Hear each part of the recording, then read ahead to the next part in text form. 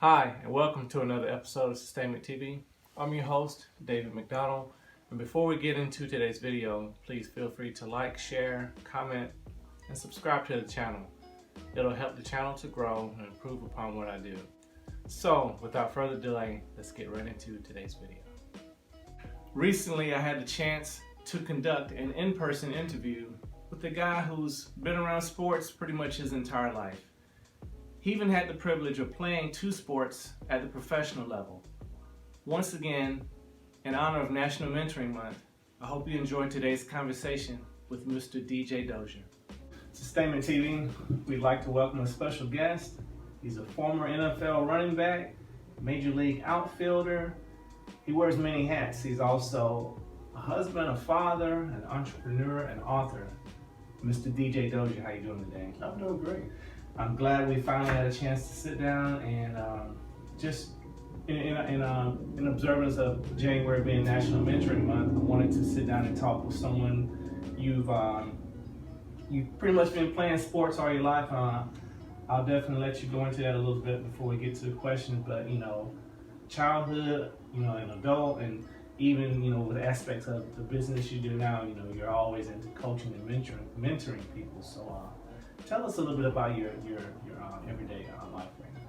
Yeah, so I spend pretty much every day working in our business at Sports Innovation X. I do that as well as you mentioned mentoring. So I sit on the board of a couple of organizations as well, and always looking for opportunities to inspire folks. But spend my day-to-day working on Sports Innovation X and helping to grow our company by helping other small companies to grow in the sports arena. Okay.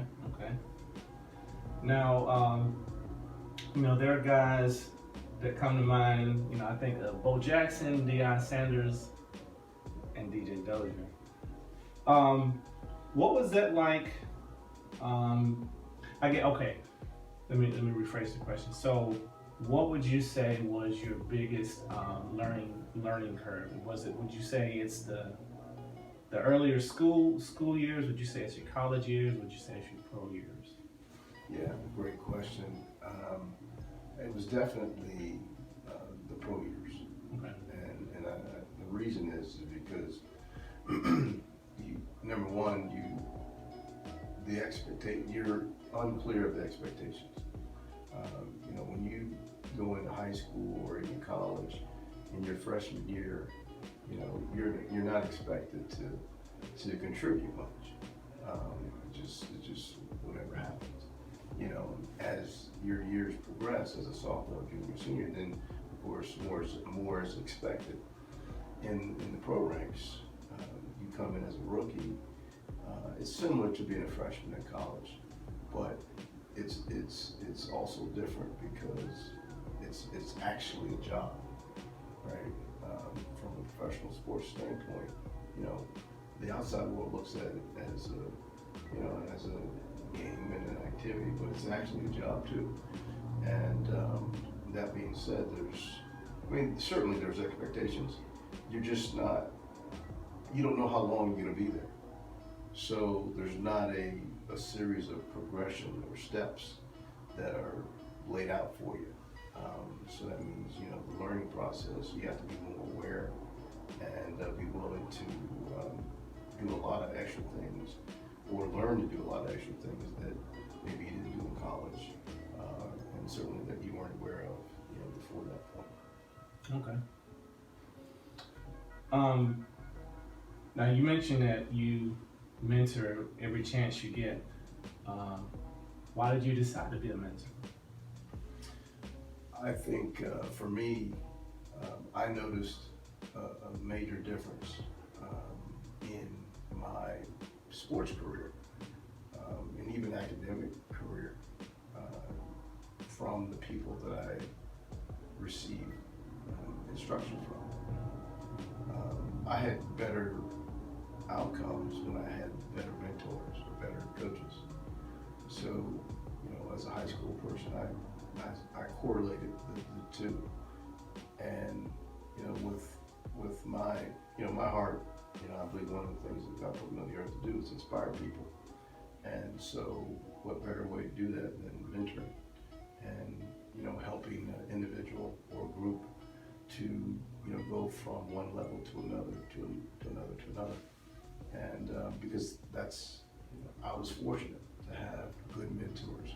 Number one, good parents that were good mentors, and then some great mentors, spiritually great mentors, academically, and then you know, in athletics as well. So you know, I saw the benefits, you know, and obviously some of the results of good mentoring. So it was simple for me to make a decision to do the same. That's awesome. So it's like a lot had been poured into you, and you definitely wanted to return the favor. That's awesome. In terms of your mentoring relationships and whatnot that you have, what values are you committed to?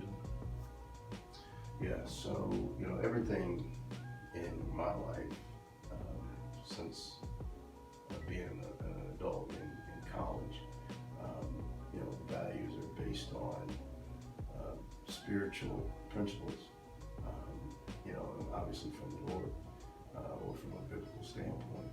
And, you know, you have to have a great foundation. We all know that, you know, to build on. And if you have great values and your values are based on the principles that God has given us, then you've got a pretty good chance of being successful in life. And so, you know, values, but it has to be the right values, right? And they have to have an origin from which they come from. And if your origin is good, then you're going to have great values. And so, from that perspective, I like to think I have, you know, great values. What are some benefits of having a mentor? So, you know, the great thing about a mentor is they can help to guide you because, you know, as a young person or an inexperienced person, you know, whether it's in business or in life in general, you need guidance. And so a mentor, you know, sort of that guidepost, or can act as one, especially the good ones. And so we all need that. You know, if I don't understand how to be successful in life or how to be successful in a particular part of life, a guide or a mentor can help to solidify a direction and certainly, you know, answer questions if I have questions along the way, you know, along the path, along the journey. It's a known fact that, you know, rookies or inexperienced individuals make a lot of mistakes, and so, you know, having a guide or mentor can at least help to curtail some of those decisions and mistakes that, you know, you would typically make because of your lack of experience. So really, it's a big part of being successful is having a good mentor.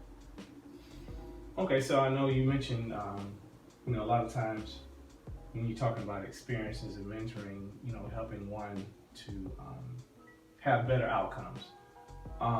What is,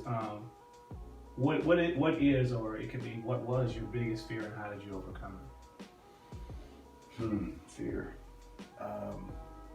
That's a tough one. I don't remember. I'm sure that I had some, but I don't remember having. I guess the fear of failure maybe. It would be one that I could pick out. And you know, to fear failure is only because you haven't experienced enough to have the confidence to know that failure, well, you know, falling short of someone else's expectations is different than falling down, right?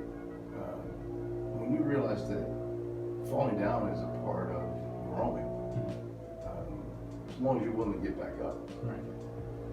The fear of failure is dangerous because if you do fall down and you feel like you failed, you may not have the energy or the wherewithal to get back up.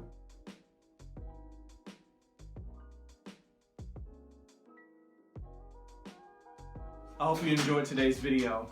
I look forward to having DJ on another episode, as he is also an accomplished author and a successful entrepreneur.